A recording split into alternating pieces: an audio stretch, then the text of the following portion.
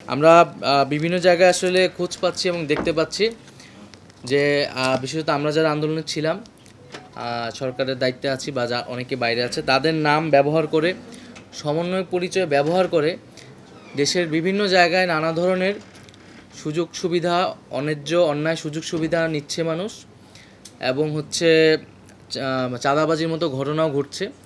আমরা কিন্তু এর আগেও বিভিন্নবার যারা ছিলেন সমন্বয়ক তারা কিন্তু এটার প্রতিবাদ জানিয়েছেন, নিন্দা জানিয়েছেন। আমি আমার ব্যক্তিগত জায়গা থেকেও এই ধরনের ঘটনার নিন্দা জানাই এবং সবার কাছে সুস্পষ্ট বার্তা দিতে চাচ্ছি যে আমার নাম ব্যবহার করে কোথাও কোনো ধরনের অন্যায় সুযোগ সুবিধা নেওয়ার চেষ্টা করলে সেটা যাতে তার বিরুদ্ধে যাতে ব্যবস্থা গ্রহণ করা হয়।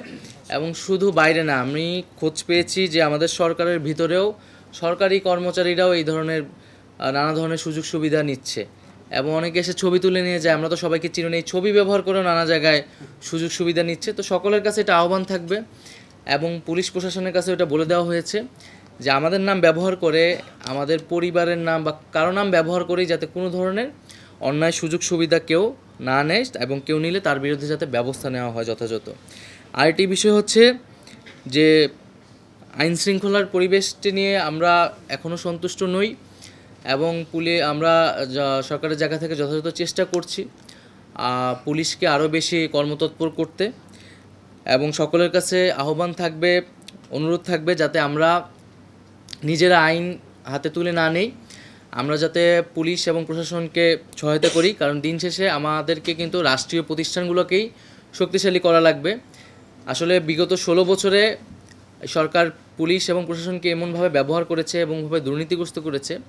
এখন কিন্তু পুলিশ এই আন্দোলনে তার ভূমিকার যেই সমালোচনা, এটার কারণে কিন্তু পুলিশ এখনও আত্মবিশ্বাসের সাথে দাঁড়াতে পারছে না। ফলে আমাদের আইন শৃঙ্খলার যে কার্যক্রমটা সেটি ব্যাহত হচ্ছে। তবে আমরা বলতে চাই যে পুলিশকে কিন্তু এটা প্রমাণ করতে হবে যে এই নতুন অভ্যুত্থানের যে সরকার এবং জনগণের যে প্রত্যাশা তার সাথে তারা রয়েছে এবং পুলিশও যথেষ্ট কিন্তু অদলবদল হয়েছে এবং পুলিশের রিফরমেশনের কথাও বলা হচ্ছে, পুলিশের জায়গা থেকেও প্রস্তাব এসেছে। তো আমরা কিন্তু সেটি করব।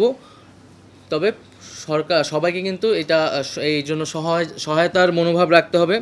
আমরা যাতে পুলিশকে সহায়তা করি, পুলিশ যাতে তার দায়িত্বটি পালন করতে পারে ঠিকমতো এবং পুলিশের প্রতি আমাদের সরকারিভাবে নির্দেশনা দেওয়া রয়েছে, আপনাদের মাধ্যমেও বলছি, যাতে আইন অনুযায়ী তারা কার্যক্রম করে, তাদের ব্যবস্থা নেয় এবং এই যে আত্মবিশ্বাসটি তারা হারিয়েছে সেটিকে তাদেরকে ফিরিয়ে আনতে হবে এবং অভ্যুত্থানের যে আকাঙ্ক্ষা, সেই আকাঙ্ক্ষার পক্ষে কাজ করলেই কিন্তু কেবল আমরা সবাই আসলে সরকার, পুলিশ প্রশাসন, জনগণের আর যে সমর্থন, সেই সমর্থনটি আমরা পাবো।